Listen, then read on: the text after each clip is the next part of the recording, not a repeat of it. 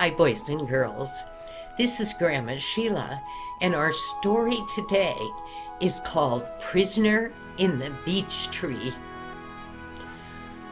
Well, Tim was at home having his lunch, and he turned to his brother and he said, "I'm going coon hunting this afternoon. Do you want to come along?" And Buddy looked at him and he said, I'm sorry, that sounds like fun, but I promised the guys I'd go to the creek to go swimming this afternoon, and they'd be really disappointed if I didn't go. So both of them quickly got done with their lunch, and they went their separate ways. But Tim, who was going off coon hunting, didn't bother to tell anybody which way he was going to go. Always, boys and girls, if you go out somewhere in the woods, tell them at least which way you're going to go. He'd told his brother he thought he would only be gone 2 hours, so at least his brother knew that much. But Tim, he kept following those dogs, and they were excited about getting to go out and hunt down a coon. Well, they were jumping and howling and barking, and they kept going and going, and finally they started to run, and Tim knew that they must be smelling something, and so he rushed to catch up with them, and they were going round and round a beech tree, and he looked up, and sure enough, up on one of those branches, there sat a coon. And he thought, maybe I will catch one this time. You know, the story doesn't say anything about a gun, which is what they generally use to hunt coons with. But maybe he thought he would just catch it with his bare hands. I don't know. Sometimes kids have strange ideas. Well, he looked up there at that coon, and the coon wasn't about to come down. So Tim, he started climbing up that tree. He got closer and closer to that coon, and the coon didn't like that at all. So he jumped up on a higher branch and a higher branch, and Tim just kept going. Finally, the coon was in a pretty precarious place, and Tim thought, I'll just sit here on this branch and wait, because soon he should try to get off, and I should be able to reach up and get him. Well, those hounds down below and Collie were just making a huge ruckus, and that coon was terrified. His little head would look down at those dogs, then he would look back at Tim and down at those dogs and back. And Tim thought that coon's gonna get dizzy and fall off the branch. Well, he'd been up there quite a while, and the dogs were just still going in their loud noises when that coon decided to start wiggling his bottom right toward Tim. Well, Tim kind of wiggled himself up in a position where his arms were free on the branch he was at, but he wasn't tall enough. So he got up on another branch and another branch, and this was a broken off tree in the top. And Tim, that coon was still wiggling right toward him. Tim put out both of his hands to grab it, and he just had a hold of him. And Tim lost his balance, and he started to fall backwards. But his body must have caught on the edge of the tree. That tree was totally hollow, and his legs went down the hollow of the tree, and he went right straight down in that tube. He got part of the way down, and his body hit against a branch that was stuck out in the middle of that inside of that tree. But soon that just broke off, but it had stopped his fall some, so he went at a slower pace the rest of the way down, all the way to the ground. Now, it was dark in there, but down by his feet there was a little tiny hole. Maybe it was made by an animal, I don't know. But what little bit of light that was going on outside was coming through that little bitty hole. Tim looked up and he could just see banks and banks of dark clouds, and it started to thunder, and it started to lightning and thunder. Then it started to rain, and it rained and it rained, and of course there was no lid on the top of that tree, so all that water came dripping down all over him till he was totally soaked and oh so cold. I thought, I just want to get out of here, but how? He thought about that for a long time. He had nothing to climb out with. He had no way to get through the bark of that tree. But then he thought about Collie. And he called to Collie. He said, "Collie, come here, Collie, come here." Well, Collie got close to the tree, and Tim, he said, "Collie, Collie, go home. Collie, go home." Well, then the dog started barking again, and Tim listened. No, there were still 3 dogs barking. He called Collie again. "Collie, go home. Now, go home." And the next time, the dogs started howling and barking. There was only the sound of 2 dogs, and he knew that Collie had obeyed. When Collie got home, he ran to the door and he started scratching on it and barking at the top of his little doggy lungs. Well, when Tim hadn't come home, Mom and Dad had gathered some of the neighbors to go out looking for him. But Bud was still home in hopes that Tim would come. When he saw Collie, he thought, "Oh, he sent Collie, he must be hurt or something." So he got a pencil and paper and he wrote a note and he said, "Mom and Dad, Collie came home without Tim. I'm going to look." And he left it where everybody could see it there on the dining room table. And he took off following Collie, kept encouraging him to go to Tim.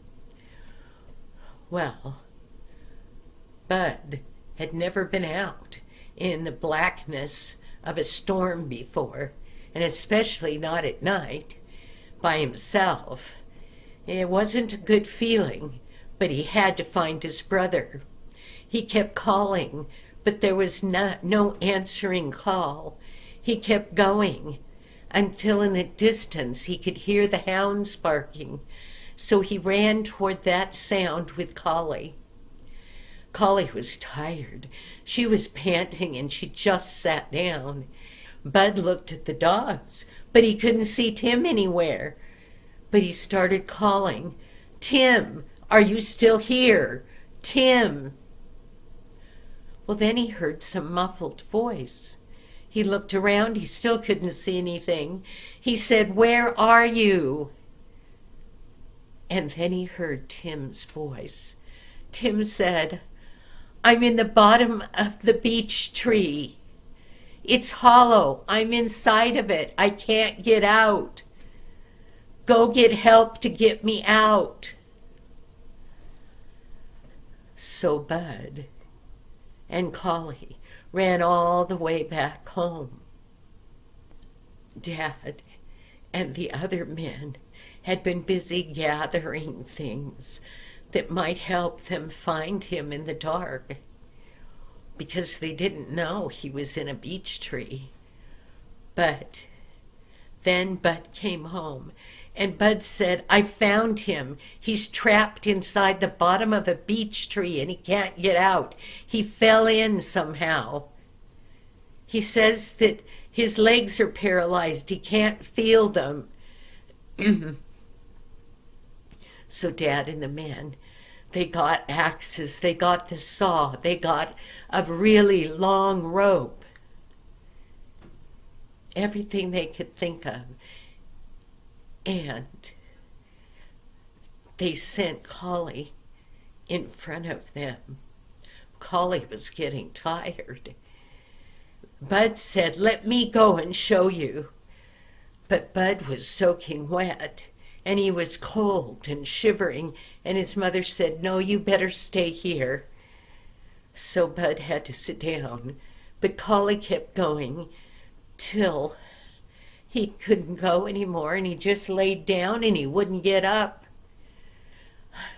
All these trips back and forth was hard on an old dog. Well, the men kept calling and kept looking, and then Father heard the sounds of the hounds, and they rushed toward the sound. And sure enough, there were the dogs. But which tree was Tim in? Father got real close to the tree that the dogs were running around and had the coon trapped in. And he said, "Tim, are you in here?" Tim said, "Yes, you're real close to me, Dad. Please get me out. I'm stuck in the bottom of it and I can't get out." Well, the men started talking together about what they could do.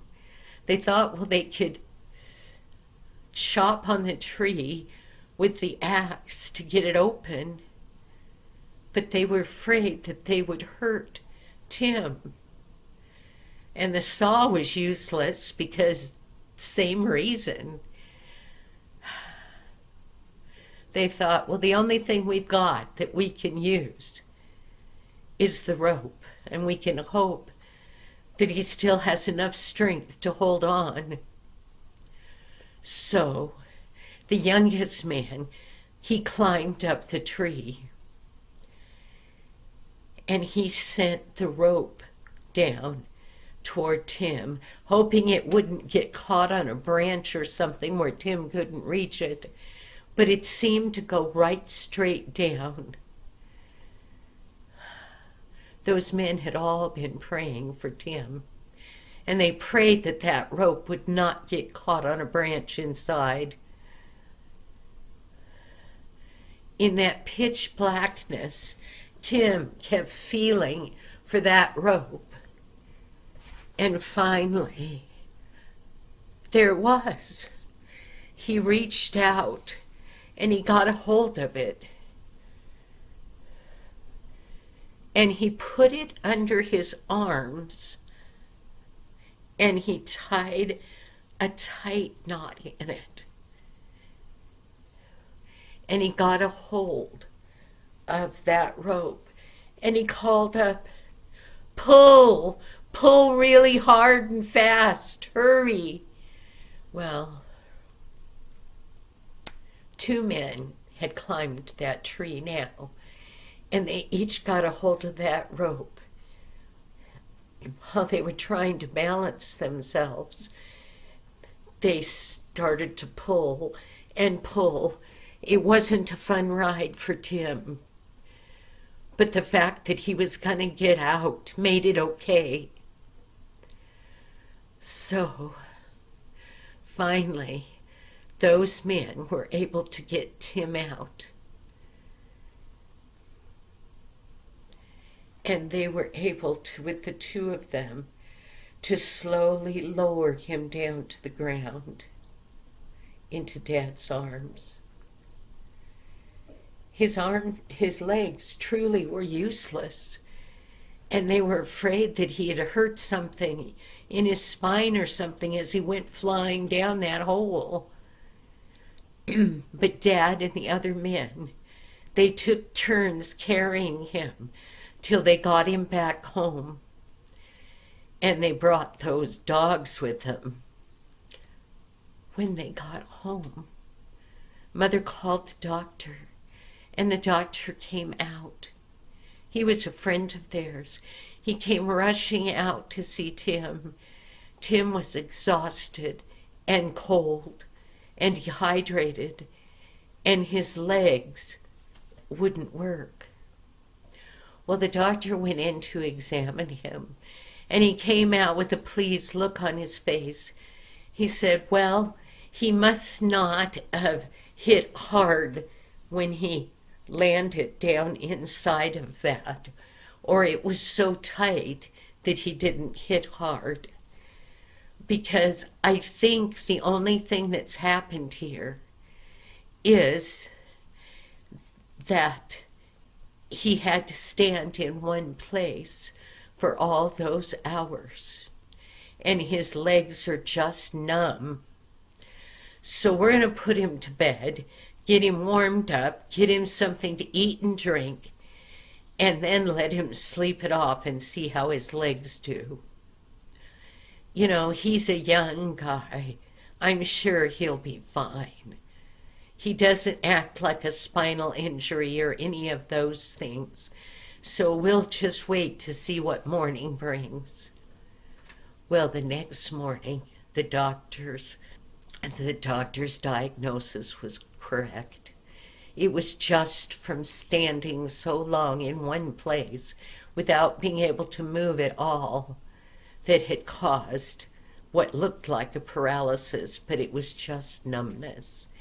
And he could walk, and everything was great again. Well, later in that day, when Mom and Dad had gone in to peek at him when he was sleeping, they had found Bud standing there. And they all grinned at each other. None of them knew what the other ones had prayed.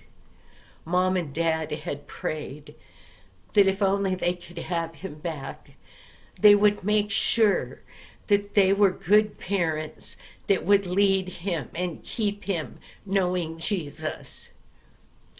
Well, and Bud, remember, had prayed that if he would only get his brother back, he would be nice to him, and he would mind his mom and dad. Well, nobody had said anything. They just had looked down at that sleeping Tim. And now, the next day, all was well. Oh, and what about that coon? He got away. Thank you, boys and girls, and I'll see you next week.